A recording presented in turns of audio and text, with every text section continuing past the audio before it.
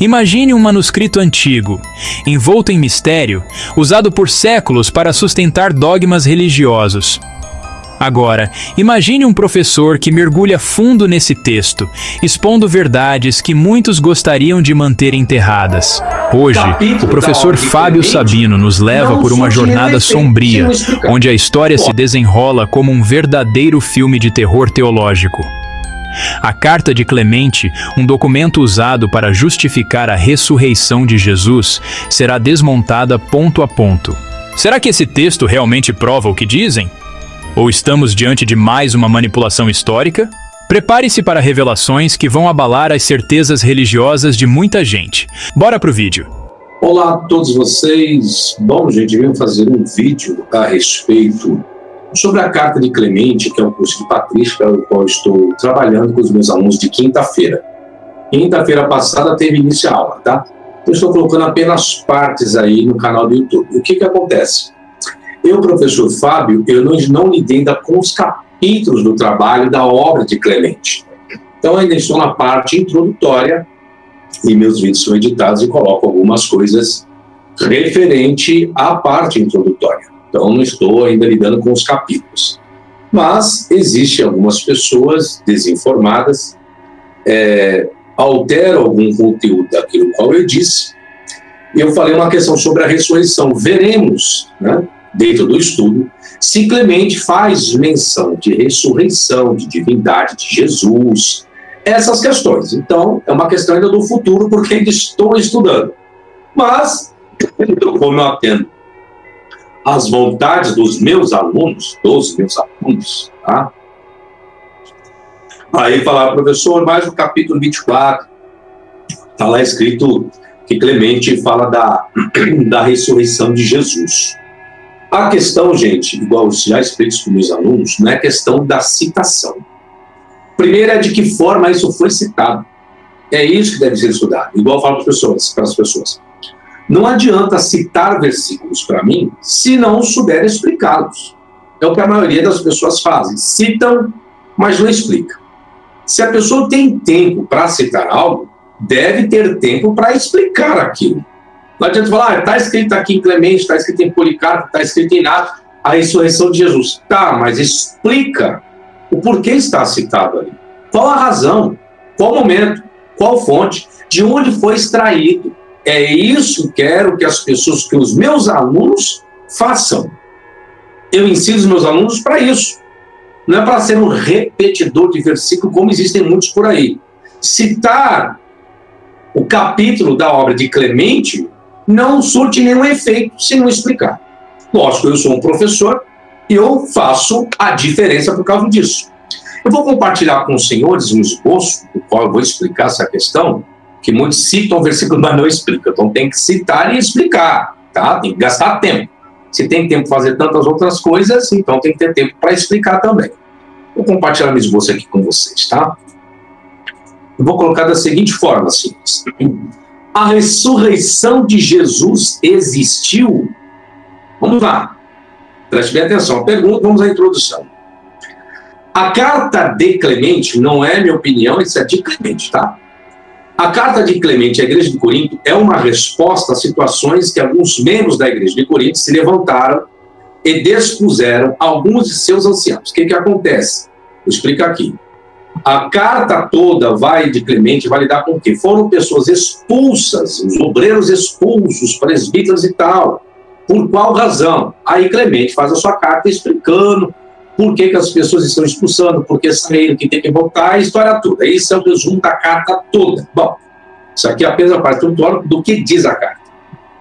As exortações de Clemente para retornar ao comportamento anterior são derivadas tanto do Antigo Testamento quanto de exemplos tirados da igreja primitiva. Clemente usa muito o Antigo Testamento para defender o ensino cristão. Ele tenta provar a possibilidade da ressurreição geral, em vez de usar o testemunho dos evangelhos sobre a ressurreição de Jesus. Consideremos, amados, como o Senhor continuamente nos prova, como o Senhor Deus continuamente, vamos prestando atenção, tá? Nos prova.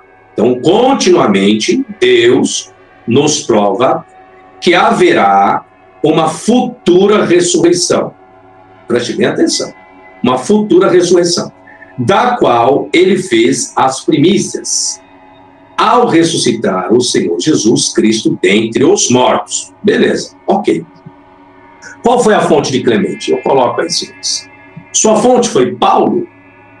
Ao que parece, Clemente faz referência ao comentário de Paulo, registrado em 1 Coríntios 15, 20, que diz: mas, de fato, Cristo ressuscitou dentre os mortos, sendo ele as primícias dos que dormem. Tá? Parece. Entretanto, Clemente não afirma que sua citação seja um dito de Paulo. Apenas faz uma citação comum ao que está registrado na carta de Paulo. Depois, senhores tenham paciência que eu vou trabalhar com esse capítulo aí, tá? Quando eu chegar no capítulo 24, aí eu, professor, vou esmiuçar, tá? Porque eu gosto disso, esmiuçar e explicar. Tintim por tintim eu vou chegar. Não hoje, tá? Quando eu chegar. Aí vamos aqui. Ressurreição contínua onde? Ressurreição contínua onde? 1 Clemente 24:2. Vamos contemplar, amados, a ressurreição que está acontecendo em todos os momentos. Idomen agapitoi tenkata kairon gnomenen anastasi. Vamos lá. Cadê os fatos? Clemente se empolgou ao colocar que pessoas estavam ressuscitando continuamente. Gnomenen, acontecer, tá? Mas onde estão os fatos? Por qual razão o Novo Testamento não atestou o maior milagre da humanidade, que é a ressurreição? Eu vou voltar aqui um pouquinho, depois eu volto para cá.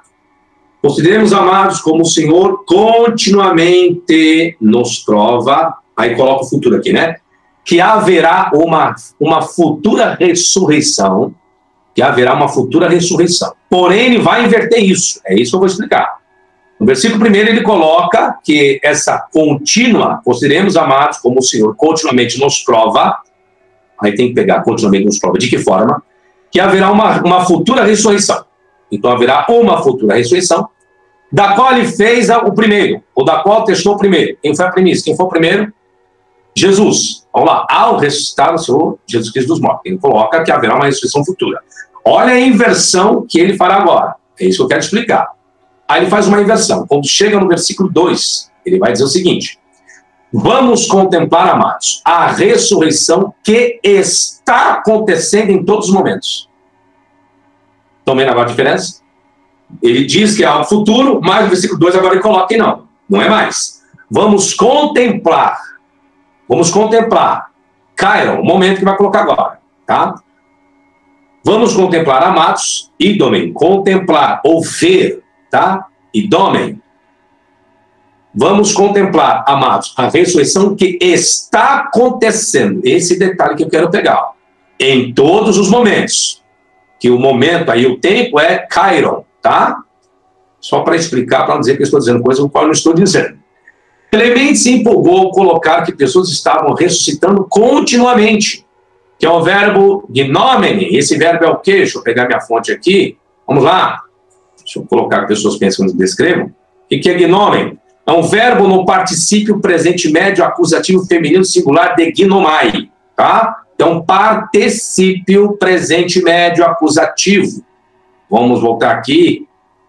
Então, o que se tem? O verbo aqui. Mas onde estão os fatos? Ou seja, deixa eu dar um pause aqui e voltar aqui, para poder explicar aqui. O que acontece, senhores? Se realmente estava existindo a ressurreição diariamente, continuamente, isso aqui Clemente coloca na carta dele, não sou eu. Onde estão os fatos? Porque o maior milagre é a ressurreição. E cadê Clemente atestando? Primeiro vai falar da pessoa de Jesus, como coloquei ali na parte introdutória, o conteúdo tem muito mais. Mas a questão não é mais uma questão futura, é contínua, é continuamente. Continua, senhores. Mesmo, vamos lá, vou trazer até uma outra tradução. Mesmo que se traduza a expressão de outra forma, o sentido de continuidade não será alterado. Como? Aí eu faço uma outra tradução. Olhemos, amados, para a ressurreição que está ocorrendo em seu tempo apropriado, mas está ocorrendo em seu tempo apropriado. Posso colocar uma outra paráfrase aqui, dentro do grego, foi a tradução que eu fiz. Fora isso, no versículo 3, que é o próximo agora, Clemente faz uso de uma figura de linguagem, dia e noite, para atestar a ressurreição contínua. Tá? Só para endossar o contexto qual Clemente está. Que vem lá, 24:3. Dia e noite nos declaram a ressurreição. Dia e noite nos declaram a ressurreição. Remera kainix anastasin, rimi delusim, koimatai renix anistatai, remera apeisim, nix aperketai. Então vamos lá. A noite cai para dormir e o dia surge. O dia vai embora e a noite vem. Ele trata do que? De uma figura de linguagem. Ele trata de uma figura de linguagem de noite e dia como seja o quê? Um dia de 24 horas. Ele ainda continua trazendo uma continuidade do quê? De ressurreição. Olha lá. Dia e noite nos declara a ressurreição. Declarações de ressurreição. Mas onde estão essas pessoas ressurgidas? Onde estão esses registros? Ok? Estou lendo apenas o conteúdo da carta de Clemente, questionando esse conteúdo. Coisa que as pessoas não fazem. Eles citam e não questionam, não julgam, não criticam, apenas citam. Aí, tá vendo? Aqui, ó. Jesus ressuscitou segundo Clemente. Mas explica o que Clemente quer dizer. Questionam, é essa a questão. Bom, ressurreição, fato ou mito? Olha como que Clemente vai fechar essa argumentação. Interessante isso. Clemente, no capítulo 25, fala do mito da fênix. É um mito, essa fênix é um mito. Só que eu vou trazer algo aqui interessante. Isso voltado desde os antigos, desde lá de Heródoto, tá? Voltando à vida e à maneira como as coisas morrem e crescem novamente na terra como evidência. 1 Clemente 25, 1 ao 5. Depois os senhores podem procurar essa obra. Vou resumir isso daqui, para não demorar esse vídeo. Está aí tudo em grego bonitinho. Aí eu vou ler o comentário final. Clemente, ao contar a história da fênix, diz que ela vive 500 anos antes de preparar seu próprio local de morte. Um ninho semelhante a um caixão. Assim que morre e a carne começa a se decompor, nasce um verme que se alimenta do cadáver, criando asas.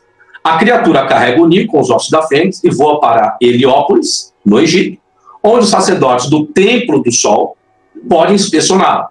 Essa história, que pode parecer um tanto estranha, demonstra para Clemente o poder de Deus. No entanto, Clemente não explica a natureza de sua antropologia da ressurreição em nenhum dos escritos existentes.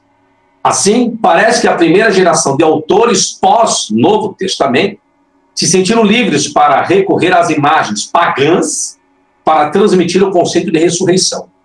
Em vez de simplesmente recitar fórmulas ou ensinamentos que lhe foram transmitidos, Clemente se sentiu confortável usando exemplos da natureza e até mesmo da tradição pagã, que talvez fossem imagens comuns para seu público. Ok. Então, o que ocorre, que eu quero trazer a explicação final, é que Clemente não traz a ressurreição como um fato e verdade absoluta. Tá? Como fato e verdade, não. Ele traz isso como uma crença. Por isso que Clemente vai trazer a mitologia da fênix. Aí onde que eu faço pergunta. A ressurreição, no capítulo 24 de Clemente, um mito ou um fato? Se é um fato, aí vem. Tanto que, para Clemente, ele faz uso de uma construção pagã, que é a relação da fênix. Se a fênix é uma verdade absoluta, realmente é isso mesmo, que ela ressurge das cinzas, então a ressurreição de Jesus é um fato simples. É isso que Clemente quer expor, só que as pessoas não entenderam. Porque a concepção das pessoas é que a ressurreição era diária. É isso que Clemente coloca. Se isso é um fato, onde estão esses fatos? Que continuamente as pessoas eram ressuscitadas, ou as pessoas ressurgiam. Ok? Agora, se a fênix é um mito, não é uma verdade, logo o contexto que antecede o capítulo 24, né, nós estamos no capítulo 25, que fala da fênix. O contexto é o 24. O contexto remoto é o 24. Logo, então, a ressurreição ali é um mito. Ok? É isso que eu estou colocando. Se Clemente, não é as minhas palavras, se para Clemente a fênix é fato, então a ressurreição é um fato. Se para Clemente a fênix é um mito, então a ressurreição de Cristo é um mito. Aí nos versículos do qual eu falei do 24, onde fala que ele cita a ressurreição de Jesus. Vou voltar aqui para não dizer o que eu estou dizendo. Estou dizendo o que Clemente escreve. Clemente, capítulo 24, 1. Consideremos. Olha a expressão, consideremos. Katanoesomen, em grego. Amados, como o Senhor continuamente nos prova que haverá uma futura ressurreição. Então ele joga para o futuro e depois ele volta lá para a ação contínua. Nossa linguagem é complexa, por isso que tem que estudar com propriedade com o tempo. Volto. Fiz isso aqui hoje. Ainda estou no capítulo número 4. Até eu chegar no capítulo 24 vai levar um tempinho, senhores, mas eu chegarei lá. E aí eu vou destrichar muito mais isso daqui, comparando essa expressão final aqui, ó. Da qual ele fez as primícias ao ressuscitar o Senhor Jesus Cristo dentre os mortos. Única citação que eu encontro aqui é lá em Coríntios, 1 Coríntios 15 e 20.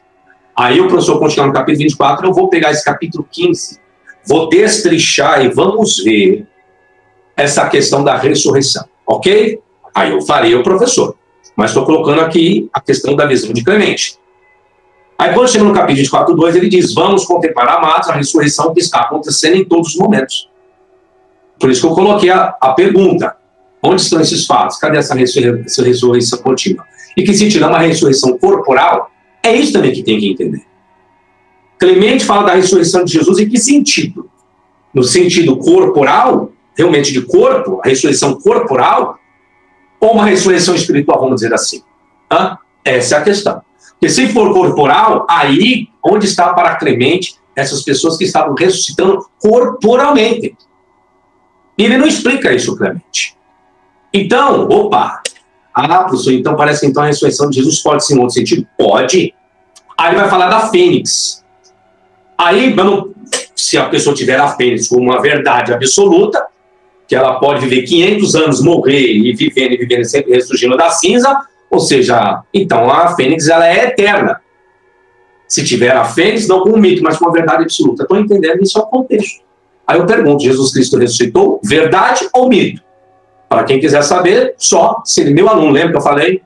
É por isso que eu estou estudando a patrística. Então não é porque está citado eu vou ter que como verdade absoluta, não. Por mais que esteja na patrística. Eu preciso entender o conceito desse escritor. Aí eu pego o contexto, eu estou vendo o quê? Está dizendo que dia e noite as pessoas estão, dia e noite nos declaram a ressurreição. 1 Clemente 24, 3. A noite cai para o domingo, o dia surge. O dia vai embora e a noite vem. Você está numa figura de linguagem. Dia, noite, noite e dia, igual com um tempo de 24 horas. Não lembro se é uma Díades, não lembro agora se a figura de linguagem você dá esse nome. Não me lembro agora. Pode ser que eu esteja errado, não sei. Tá? Só estou colocando. Talvez possa ser em Díades, não lembro agora se esse é o termo da figura de linguagem. Tá? Aí, ressurreição, fato ou mito. Aí chega no capítulo 25, ele coloca a questão, e eu coloco a fênix como mito. Tá? E vem dos registros, não sei que alguém me comprove isso. Tá certo, gente? Então, mais um vídeo aí. E quem quiser fazer parte desse curso de patrística, é só entrar em contato comigo na descrição do vídeo. Um abraço, até o próximo vídeo. Agora que você assistiu, vamos ao que interessa. Bom, depois desse vídeo revelador, fica impossível continuar ignorando a verdade. O que vimos aqui não é só uma questão de opinião, é fato. As manipulações, os abusos e as falácias que certos líderes religiosos perpetuam não são apenas irresponsáveis, são criminosos. E é exatamente por isso que a gente precisa continuar falando sobre isso, trazendo essas informações para mais pessoas e expondo quem precisa ser exposto.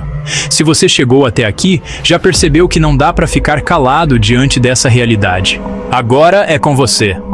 Compartilha esse vídeo com todo mundo que precisa saber a verdade. Se inscreve no canal se ainda não faz parte dessa rebelião contra a hipocrisia e a mentira.